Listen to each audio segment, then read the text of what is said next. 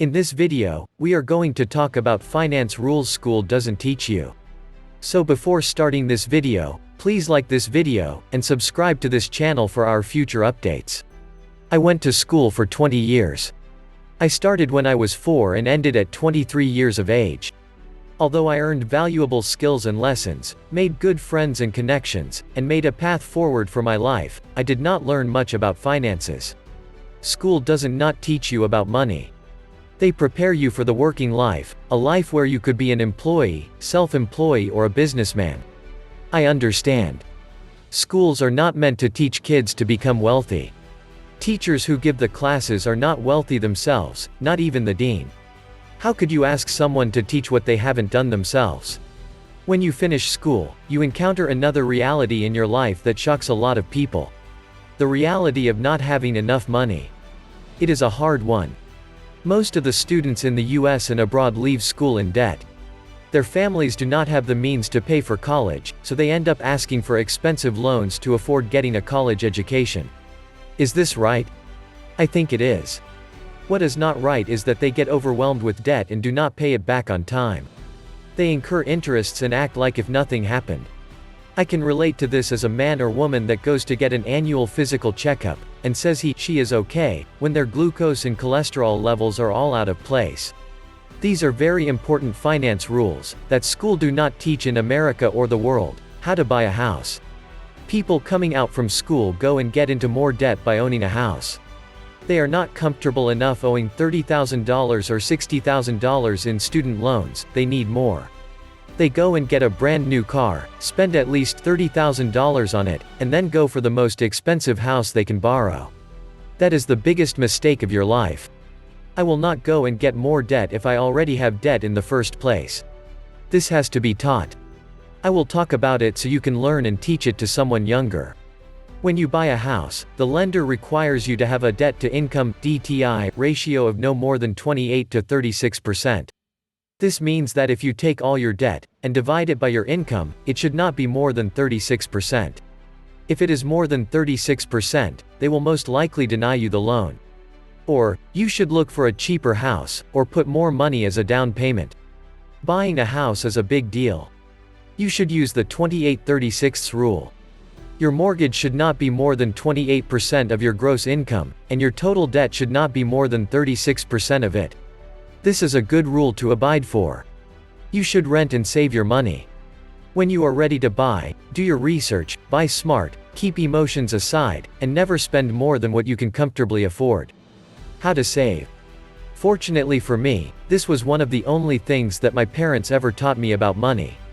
You should always save, you should never spend it all. I can hear my dad saying this about 3 times a day for 21 years I lived with him. I did not start saving until I was out of college and got my first higher-paying job.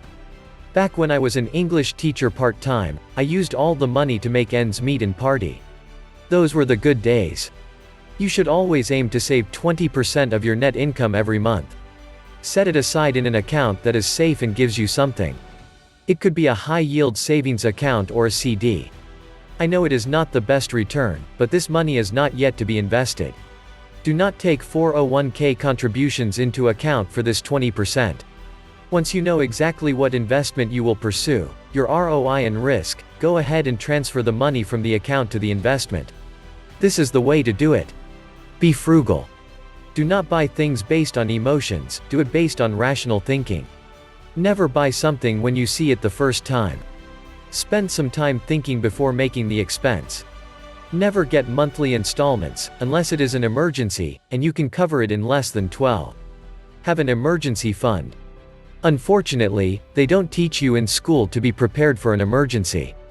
They think that parents will take care of it all the time. It is sad, but it is true. What will happen if you lost your income? What will happen if you got into an accident? Those kinds of questions never came up in school.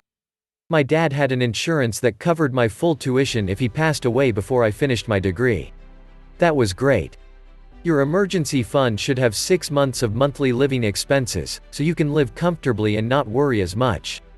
I hope you never have to withdraw money from it, but if you do, make sure you live frugally and just use it for basic housing and food needs.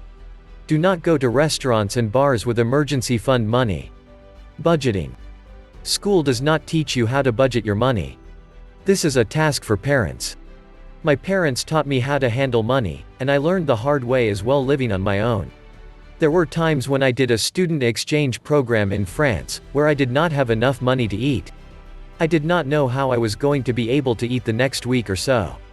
With no friends and no family, barely speaking the language, I was learning the hard way. Use spreadsheet as a start to budget your money. You have to know how much money is coming in and how much money is coming out every month. You need to minimize expenses to the limit and maximize your income to the max. After you do that, your life changes. You are able to save and invest more, have an emergency fund, pay off debt, and live happier. This is not a school obligation, it is a parent obligation. If your parents did not teach you to budget, follow my lead and I will teach you all you need to know. Compound interest power. Young people only think about drinking, partying, traveling and hustling. I understand, because I was the exact same way until I finished college.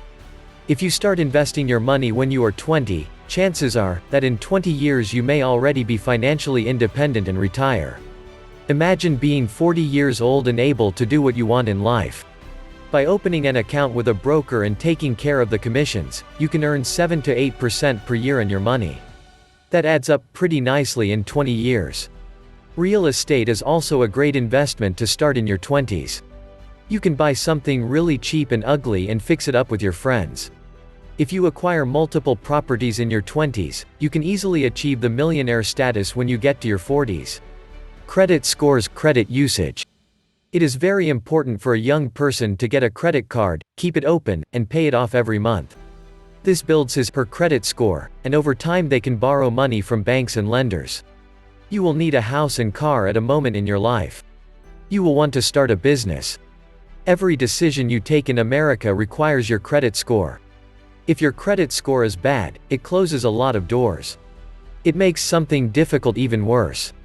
The wise use of credit is something you can teach someone pretty easily.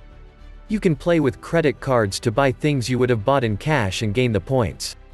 Unfortunately, many people use credit cards as personal banks, where they overspend and cannot pay it back. Then, they forget about it and pay a ton of interest and lose their credit score. Open a line of credit, keep it in good shape and open for more than 10 years. It will boost your score and give you the ability to borrow a lot of cheap money in the future. What do you think of our video? Which rule did you already know? Let me know in the comment section below. If you enjoy this video and want to hear from me again, be sure to hit that subscribe button before you go.